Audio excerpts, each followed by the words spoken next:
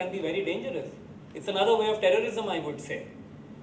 So a new section was embedded, and there was a standing committee of parliament headed by Mr. Yashwant Sinha from the Bharatiya Janata Party at that time, and Congress was in power. So a new section came in which said that if you are making good money, then as a corollary to your making of money, you must do some good to the world around you. That's a very fundamental thing about CSR in India right now, as against sustainability, the way it is defined globally. Globally, CSR is looked at as sustainability, as creating shared value, the way Michael Porter has defined it at Harvard, for example. We say that CSR in India is corollary to the business and not part of the business. Because if you're doing good business, you have some savings, you get some net profit, उसमें से 2 रुपए निकाल के आप country में कुछ चीज़ों की इम्प्रूवमेंट में डालिए, उन एरियाज में डालिए जहाँ पर वो लैक ऑफ इक्विटी थी, where there was this lack of equity. If this is done in a very conscientious manner, it is felt that it may lead to a business case for CSR as well, and this is what maybe we'll discuss today. And we at the IIC are developing very, very innovative tools like the CSR index along with the Bombay Stock Exchange. You will see by February, March next year, companies' names flashing with their CSR indexes also.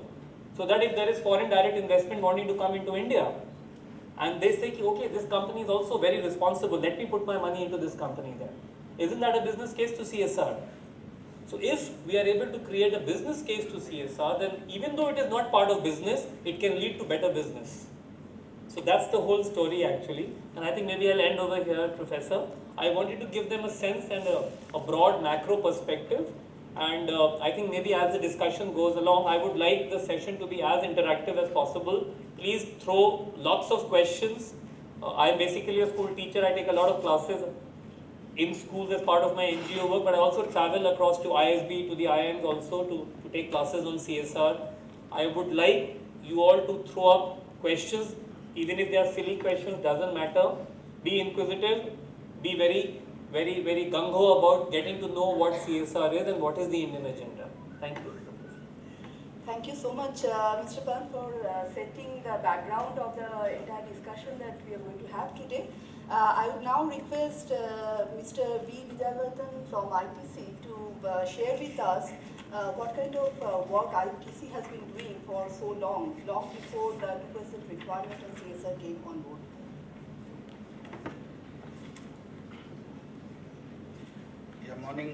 Good morning everyone.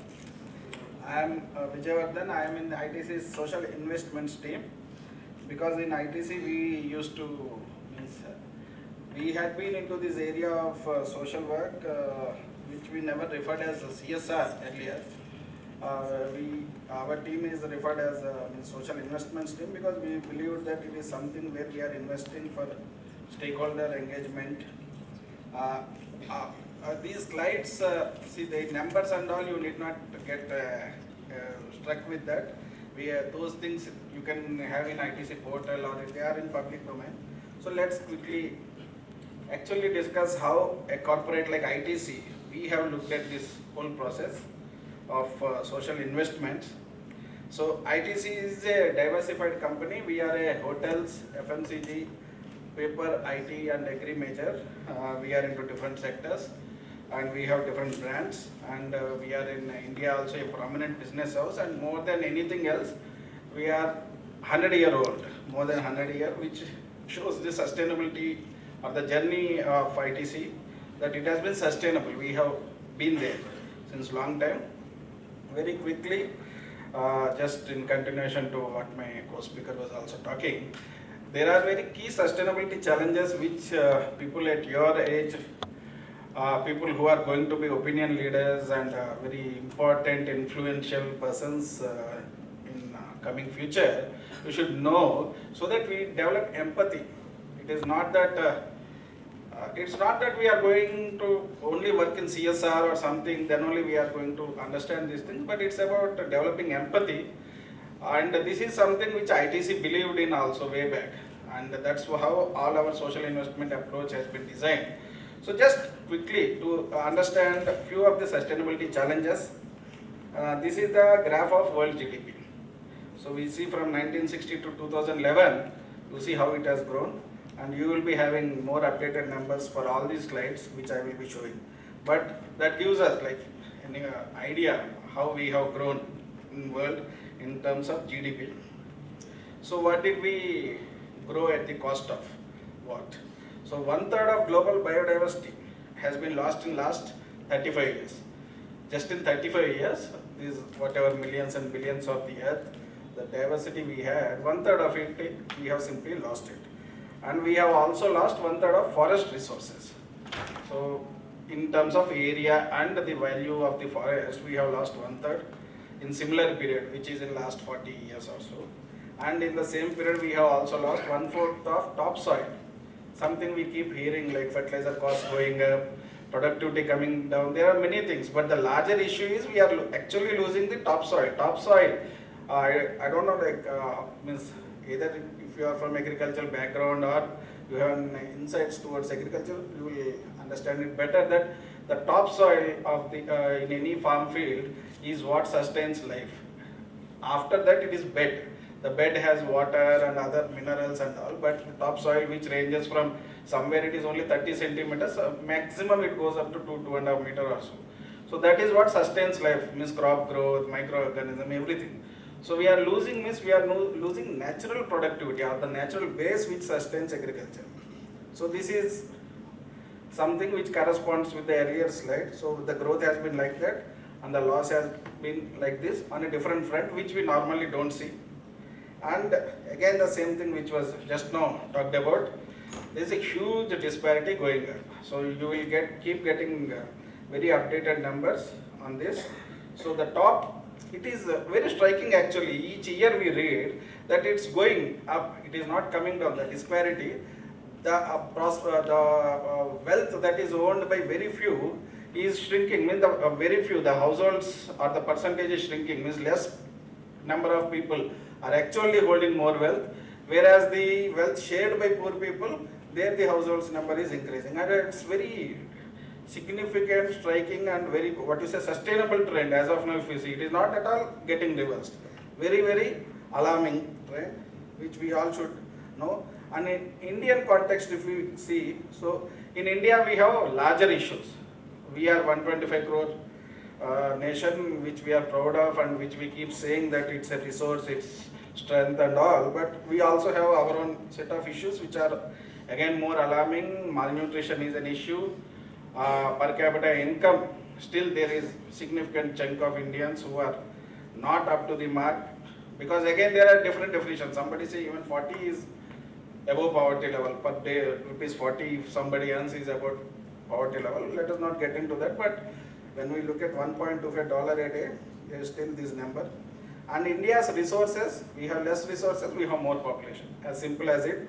So more growth means we are directly hitting on the natural resources which we have to sustain. Otherwise, we will see a story wherein the economy will go on reverse trend, and it is as simple as it.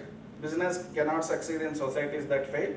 So in ITC, we don't think that we are doing any good for society, we are doing good for ourselves. Only because we are working in societal, means we are into society engagement, stakeholder engagement, it is something which will help us. It is not that I am doing any charity or very good thing for the community. That's what we have believed in. So the whole context is about that. We cannot afford to do business as usual. And then there have been many things. In India, again, the good thing has been that there were many stories, many legacies of people getting into doing good, ethical businesses, philanthropy and many things. So ethical business and compliance is one basic thing. If we look at what should be done, then there are people who have done checkbook philanthropy, great examples of Tata's house, Birla houses and many such people. And then engagement, getting engaged in the actual process of the developmental work and embedding in business models. And I believe except the second one, ITC has got into all the other three. So then there is also this context of this voluntary guidelines, 2% CSR spending. SEBI also has its own set of guidelines for top 100 listed companies, like they ask for BRR, business responsibility report and all. So the context also has got set from the compliance or government side in recent past. So the context overall is there is need, there is alarming scenario that is getting developed by the business growth, which we can't just neglect and move ahead with our conventional business models. And there is a context set. India has been a role model, and it's a great thing that India has done in that way. So business has a transformation capacity.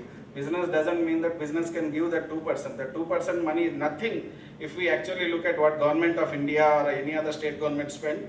I just say a quote, like some figure says 9,600 crores was last year's to be spent, or somewhere it says for 12,000 crores like that. But if we look at the MGNREGS program itself is somewhere around 40,000 crores. The only one scheme which is run by the Indian government. So this 2% is not about money. It is about with the 2%, with corporates or businesses' own way of work, how can they actually bring in transformation? So leveraging business value chains, it's about agri-produce or it's about any marketing initiatives. So all this should be the strength that business should bring in. Otherwise, that 2% doesn't make much sense. So in ITC, this is something way back we have decided and we have done. And societal value is what we wanted to achieve, but we didn't look at it as a standalone or philanthropy thing. So it is balancing triple bottom line, which actually creates shareholder value. It is not against shareholder value. That is what we have believed in. We have two sets of stakeholders: farmers who are associated with our agri businesses and people who reside around our factories. So that's what we thought are our stakeholders for whom we will work. And we have a set of activities which depends on the need of the area and aim at the holistic development, which is agriculture, greenery, watershed, natural resources, livelihood, and information technology. ITCC Ichopal is an example in that area. So quickly what we do thematically: plantations, which is about commercial plantations that generate livelihoods for farmers; Ichopal, watershed, which is about developing water resources for agriculture and also recharging the groundwater; and women-based different livelihood activities. ITC also has a brand, Mangaldeep in Agarbatti. So we also try to leverage that brand for the benefit of the rural women, wherever possible, livestock development, and into the future skills, which is education and vocational skills. That's what we have looked at, preparing society for the future. And as a company, if you look, again as I said, we don't look at this as a standalone thing. So overall our business had been a sustainable business process because we are carbon positive, the only company of our size in world. We are water positive, we generate more or we harvest more water than what we use, and we are solid waste recycling positive. These are the figures which you can also get from the portal, but more importantly the business process is sustainable, wherein we have embedded the social investment program. And as my chairman says, business is neither good or bad, it is the way it is done, and the outcome should be good or bad. Thank you. Thank you so much, Mr. Ghaziabad, for this very brief but very compact presentation that gives us an idea of what ITC has been doing for so long. I would now request Mr. Devendra Palit from TERI to share with us his vast experience on working with the Lighting Billion Lights project, as well as various other projects which are in the area of social sector. Mr. Palit.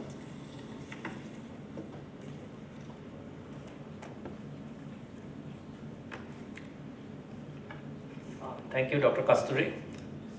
It's a pleasure to be here among the students and share something which we have been doing right with the community in the remotest places in India, providing access to lighting, clean lighting to community who do not have access to electricity. You must be knowing about 300 million population, a little less than